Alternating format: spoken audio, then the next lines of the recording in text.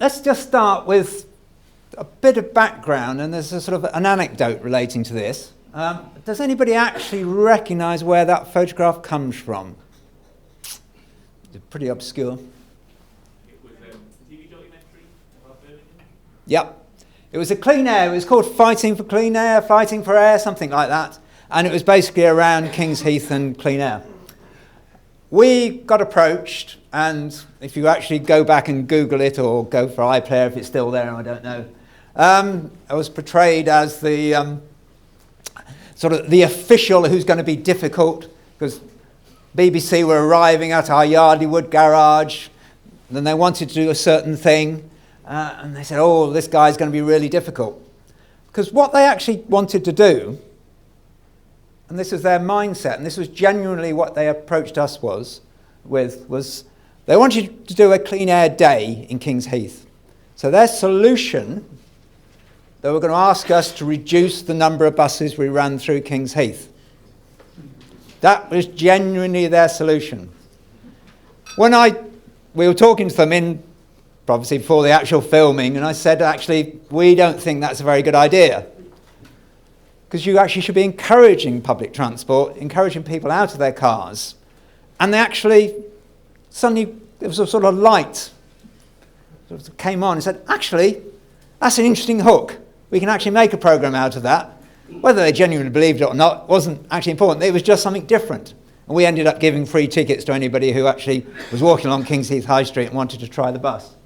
But it actually goes back to the theme that we believe public transport is the solution and not the problem. But it's taken an awful long time to get to that position.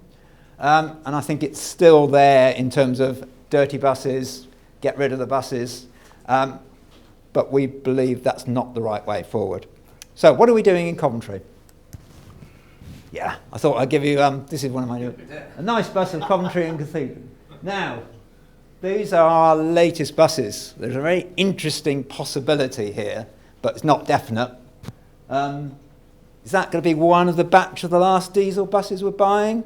Don't know yet. We are talking internally about what point we swap from being a diesel fleet to a alternative powered fleet. Let's talk about that. Just to say we haven't made a decision, but we are close to making a decision. And I think this is a theme that's going to come through. If there was an easy solution, we'd probably make the decision. The fact that there isn't an easy solution is holding us back a little bit at the moment from making a clear policy choice. So let's just think of the challenges, because actually there are a couple of challenges here that don't always sit neatly together. Because what we've got is a local clean air challenge. And I suppose I'm in a very dangerous spot here, for I mentioned clean air zones, Coventry City Council and Joint Air Quality Unit, all in the same phase. I know there are discussions, I think, ongoing still, about whether there should be a clean air zone in Coventry. But obviously that's largely a NOx and particulates issue. There are ways of tackling that which might possibly not tie up with our bigger issue of decarbonisation. For instance, all the debate about whether actually the demonising diesel has actually swapped people to petrol, which has increased actually CO2 emissions. So it's lots of people, and Graham standing at the back will know this a lot better than me. Unintended consequences all over the place. Just a quick summary of who we are. National Express, West Midlands conurbation operator, 1,500 odd buses across the West Midlands, 170 in Coventry now, 30 million passengers, major player in Coventry. We've invested a lot in our vehicles recently. That's the latest Platinum. They are about £270,000 to £280,000 a piece. That's a Euro 6 with a smart drive. But we are part of the National Express Group, which gives us both challenges, because I can't always do things that I do as a local company, but actually gives us massive strength and also links to a clear policy decision. And the policy decision about alternative fuels comes right from the top in National Express Group. So we've had challenges. What have we been doing in terms of cleaner air, decarbonisation? Let's look cleaner air first of all. New Euro 6 purchase, ongoing purchase, somewhere between 75 and 100 new vehicles coming in each year. Quick bit of maths tells us that's somewhere between 25, 30 million pounds worth of new equipment coming in. As mentioned right at the start, we were successful jointly in bidding for funding to retrofit our older vehicles with traps to take them up to Euro 6 standard for local clean air. And in fact, last week, across the whole of the West Midlands fleet, 1,500 vehicles, we actually got to Euro 6, 50% Euro 6 last week, and moving quickly with our trap programme and our new vehicles coming in. But we're talking decarbonisation here, talking electrics, again, mentioned at the beginning. We've got funding for initial order of 10 electric double-deck vehicles.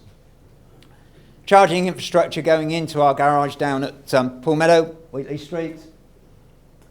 We're going to add elements such as battery storage and solar panels. Don't tell the sort of government grants awarding people. Technically, to run 10 vehicles, we don't need that.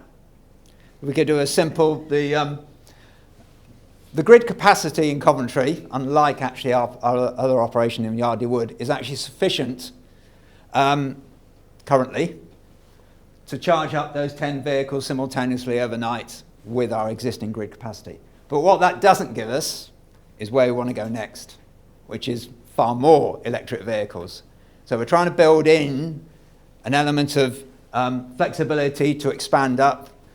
I'm sure John won't mind me saying, and I'm sure you'd expect us. As you'll notice, there was a government scheme to bid for funding for an electric city. We're very keen, I know Coventry's very keen to try and bid for that funding.